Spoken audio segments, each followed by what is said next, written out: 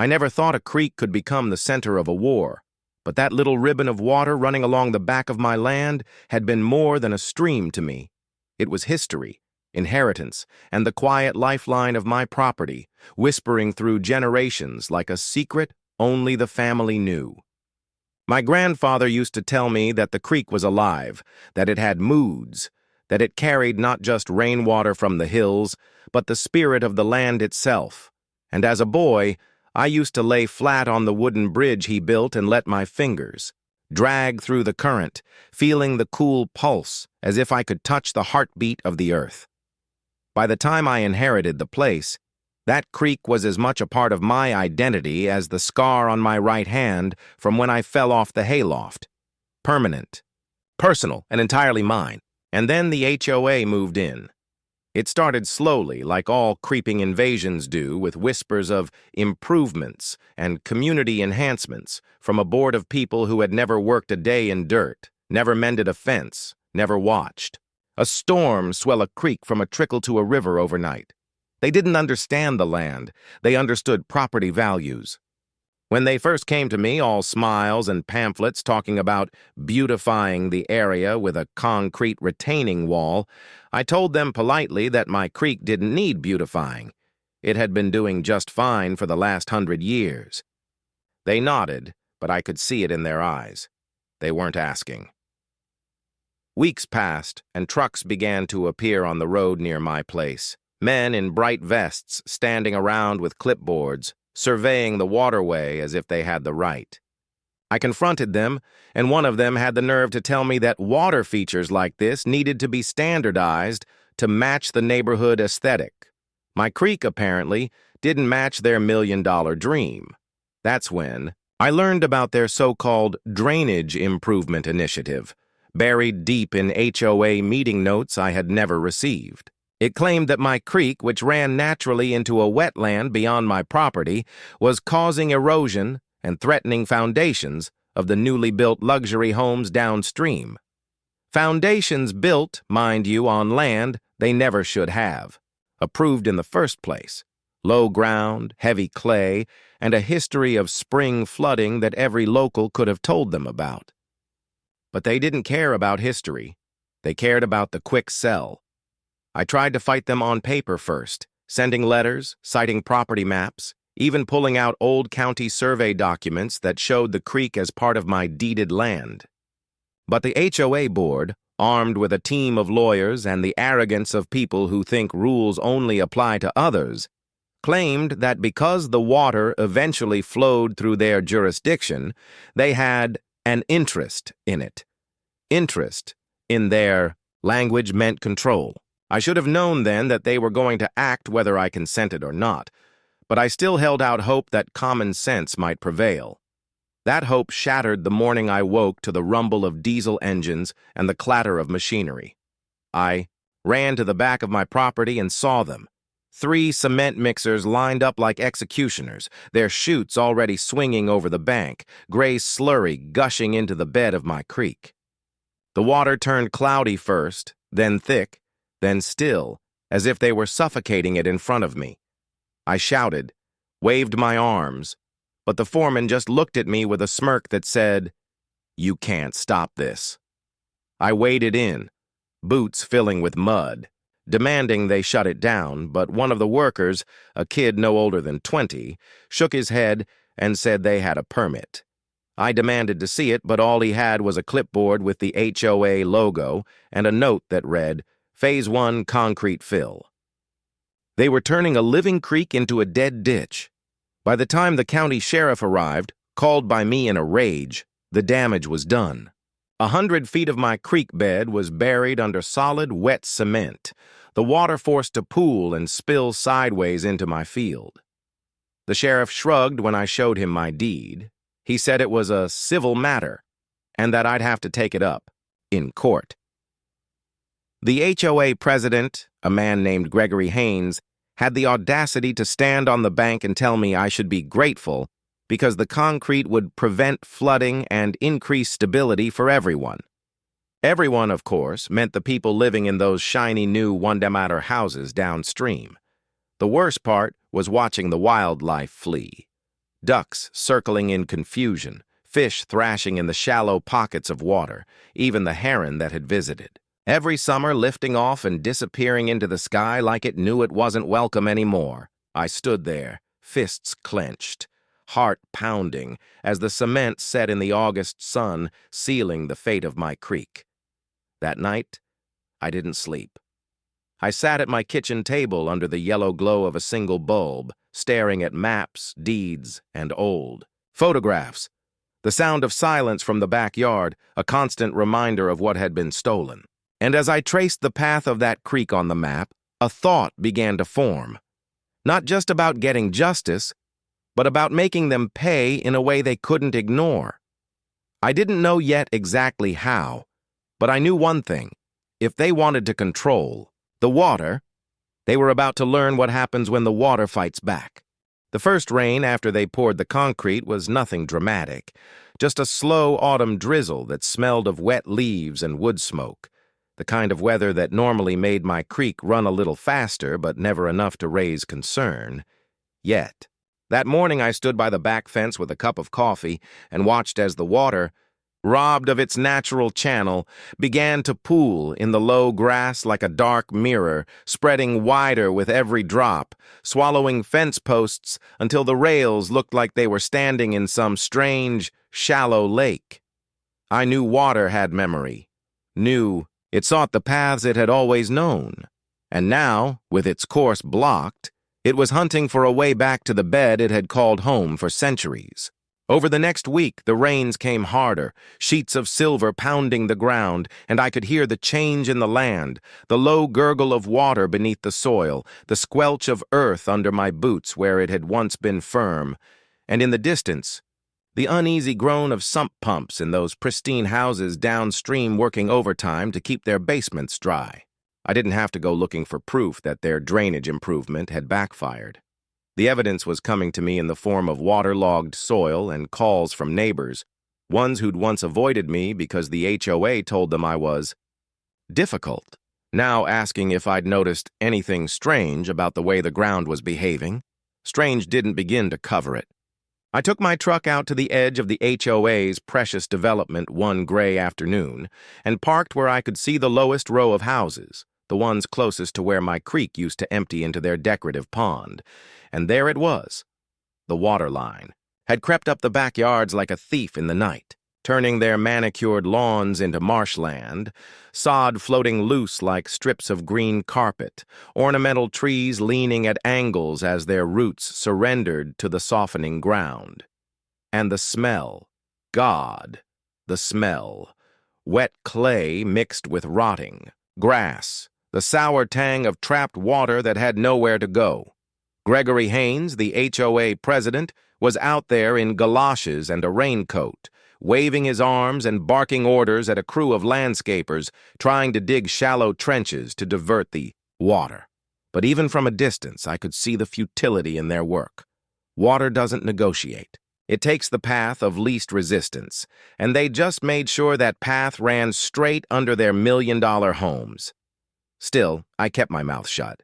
I let them think I was nursing my loss quietly, while inside I was tracking every inch of the flood's advance, taking pictures, marking dates, building the kind of airtight record no HOA lawyer could squirm out of.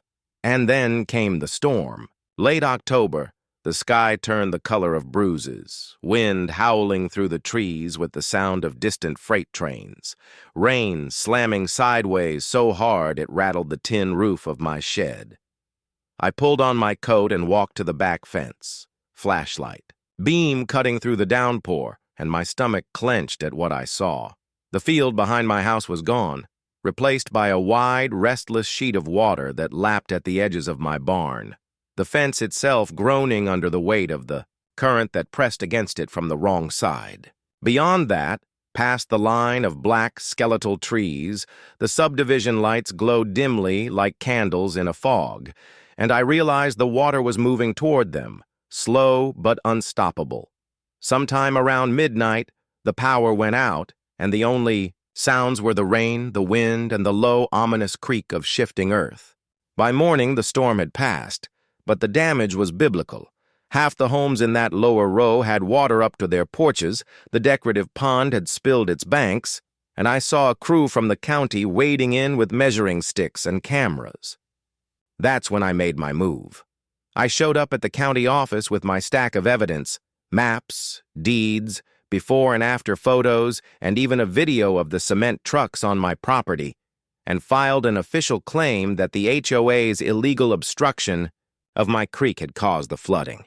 The clerk's eyebrows shot up when she saw the dates lined up perfectly with the rising water levels downstream, and I knew I had their attention. But I wasn't satisfied with just a paper trail. I wanted Gregory and his board to feel the consequences, in real time. So I started small, anonymous letters slipped into mailboxes, detailing how the board had acted without proper environmental assessment, hinting at lawsuits, property devaluation, and mandatory disclosures to future buyers. Panic spreads faster than any floodwater, and soon I was hearing whispers at the diner from HOA residents about structural issues and unseen damage. The best part? I hadn't lifted a finger to cause it. The land was simply reclaiming what was its own, and all I had to do was let nature take its course.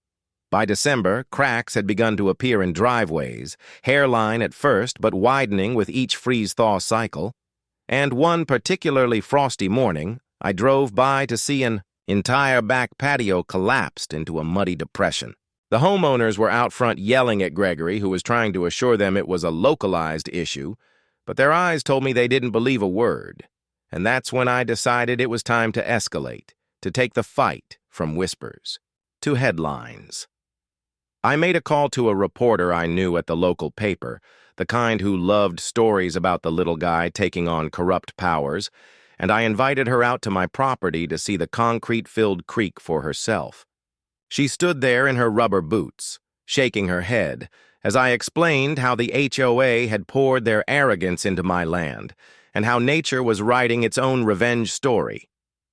"This is going to make a hell of a front page," she said, scribbling furiously in her notebook. I smiled because I knew she was right, and because I knew Gregory hadn't seen anything yet. The water was rising, the cracks were spreading, and the only thing more inevitable than the flood was the reckoning that was about to come crashing down on the HOA's polished little empire. The article hit the front page on the first Monday of the new year, right when people were still clinging to their resolutions and hoping for a fresh start, and there, splashed across the top fold, was a photo of me standing at the edge of what had once been my creek, now a gray, lifeless scar slicing through the brown winter grass. The headlines screaming, "HOA concrete project causes rising water crisis. Residents face structural damage." It was the kind of story you couldn't ignore, the kind that made you spill your coffee when you saw it on the rack at the grocery store, and it spread like wildfire, picked up by local TV, then the regional affiliate, and by the end of the week a national real estate blog had run it under the tag Neighborhood Disasters. I watched the panic bloom like algae in still water, emails and phone calls from frantic homeowners, interviews with engineers in neon vests warning about soil destabilization and hydrostatic pressure, and shaky phone videos of basements that looked more like indoor swimming pools. Gregory Haynes tried to spin it, of course. He called an emergency HOA meeting in the community center, his voice dripping with forced calm as he assured everyone that the situation was under control and that mitigation measures were being put in place. But the thing about water is, you can't bluff it away. And while he was up there in his pressed blazer, smiling like a man who'd just swallowed a mouthful of nails, the residents could hear the sump pumps in their own houses grinding like dying animals. That night, I sat in my truck just outside the subdivision's gates and watched the headlights stream in as people came home from that meeting, their faces pale, their conversations clipped, and I knew the board had just lost the one thing they'd been leaning on all along: trust. From there, it was like dominoes falling in slow motion. One couple listed their house for sale at a slashed price, another packed up entirely and left in the dead of night, leaving the porch light burning over an empty driveway. But the real break came when a structural engineer, hired by one of the residents, filed a report with the county stating that several homes were now at risk of partial collapse due to the saturation of the clay base. That report became public record, and within days, mortgage lenders started calling in appraisers, insurance companies began reassessing coverage, and the entire street was suddenly worth less than the used trucks parked in their driveways. Gregory's mask slipped fast after that. He went from calm reassurance to snapping at reporters, banning non-residents from HOA meetings, a move that only made him look guiltier, and sending me a cease-and-desist letter accusing me of orchestrating a smear campaign. I pinned that letter to my fridge like a trophy, because it told me one thing: I was under his skin. Meanwhile, the water kept doing what it did best, finding new cracks, pushing into new spaces, turning front lawns into shallow lagoons that reflected the bare winter trees like skeletal shadows. Then came the first real structural failure. House number 14 on Willow Bend, a 2-story brick showpiece with white columns and a wraparound porch, woke its owners at 3 a.m. with the sound of timber groaning, and by morning, half the porch had sunk a foot into the mud, pulling the columns with it like a sinking ship dragging its mast. The footage was on the evening news before lunch, and that was the moment the narrative shifted from possible issue to neighborhood disaster. I wish I could say I felt pity for them, but I didn't. Not for Gregory, not for the board, and not for the people who had voted to pour concrete into a living creek just to protect their real estate investments. My sympathy was for the land, for the fish that had died, for the heron that never came back, for the quiet flow of water that had been strangled. The rest was just the sound of justice working its way through mud and ruin. By February, lawsuits were flying in every direction. Residents suing the HOA trying to sue the contractor blaming the engineers, and the engineers quietly pointing the finger back at the HOA for ignoring environmental impact assessments. And through it all, I kept my head down, playing the role of the wronged landowner who was just trying to set things right, even as I fed choice documents and photographs to a growing network of journalists, bloggers, and one particularly aggressive environmental attorney who saw in my case the perfect opportunity to push for new state-level legislation. Every night I'd walk the edge of the old creek bed with a flashlight, tracing the way the water had begun to cut new channels through the swampy mess, its dark surface glimmering like molten glass under the beam, and I'd think about how much Gregory must hate knowing that the thing he'd tried to bury was now the very thing tearing his kingdom apart. Then, one damp morning in March, just as the thaw began and the snowmelt poured into the already bloated ground, I got a phone call from a contact at the county inspector's office. A quiet, nervous voice telling me I might want to be on Willow Bend this afternoon because something's about to give. I didn't ask questions. I just grabbed my camera, drove to the edge of the development, and waited. By the time the first sirens wailed in the distance, the crowd had already gathered, neighbors standing on the sidewalk in boots and raincoats, eyes wide and voices hushed. I slipped in among them, raising my lens just in time to see it happen. The backyard of one of the largest homes, a sprawling stone front with 6 bedrooms and a 3-car garage, began to slump, the sod rolling like a rug being pulled, the earth beneath it bubbling dark with water, and then, with a sound like a deep, wet sigh, the ground simply gave way, swallowing the patio, the deck, and half of the in-ground pool in a single, terrifying gulp. People screamed, phones flew into the air to capture the moment, and I stood there, rain dripping off my hood, feeling that cold, satisfying certainty settle in my chest. The creek was coming back for what was hers. And as the crowd gasped, someone behind me whispered, "This is just the beginning." By the time spring fully arrived, the subdivision didn't smell like a neighborhood anymore. It smelled like a swamp, that unmistakable sour mix of rotting vegetation and stagnant water, the kind of scent that clings to your clothes and sits in the back of your throat no matter how far you get from it. The once proud streets, with their gleaming SUVs and perfectly edged lawns, now looked like an abandoned set from a disaster movie. Half the houses had "for sale" signs planted in tilted, waterlogged ground. The other half had blue tarps over sagging roofs or pumps running day and night to keep their foundations from surrendering.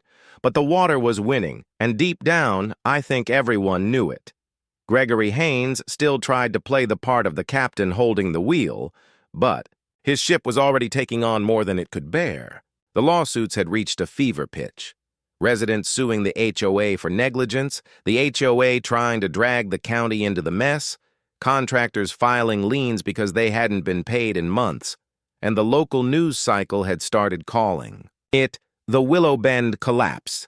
Every time Gregory went on camera now, he looked smaller, the confident smirk replaced by a tightness around his eyes, his sentences clipped, his voice brittle. I kept feeding the story, not directly, I was too smart for that, but through quiet drops to the right people. The environmental attorney, the real estate blogger, the investigative reporter who'd first walked my property in her rubber boots. And the county? Well, they'd had enough too. In late April, I got word that the county had officially revoked the HOA's authority over any shared waterways due to mismanagement and failure to comply with environmental statutes, which was bureaucratic speak for, "You screwed? Up so badly you're not allowed near water anymore." I can't describe the satisfaction I felt reading that notice, knowing that it was the very creek they'd tried to control that had pulled the crown from their heads. But I wasn't done. Not yet. I had one final card to play, one that I'd been holding since the first day they poured the concrete. See, in all their arrogance, the HOA had never gotten proper easement rights for the heavy machinery that crossed my property to do the work, and in doing so, they'd trespassed, something my attorney and I had documented in detail, complete with drone footage and time-stamped images. We filed suit for property damage, trespassing, and unlawful modification of a waterway, and because the HOA was already bleeding money from every other direction, they didn't have the reserves to fight it. When the court date came, Gregory sat across from me in his rumpled suit, looking like a man who hadn't slept in weeks, while my attorney laid out the case in brutal, unrelenting detail: the trespass, the damage, the environmental destruction, and, most damning of all, the direct link between their concrete and the now documented structural failures in over a dozen homes. The judge didn't take long to rule. The HOA was ordered to pay damages, remove the obstruction, and restore the creek to its original course, a task that would cost more than their entire annual budget.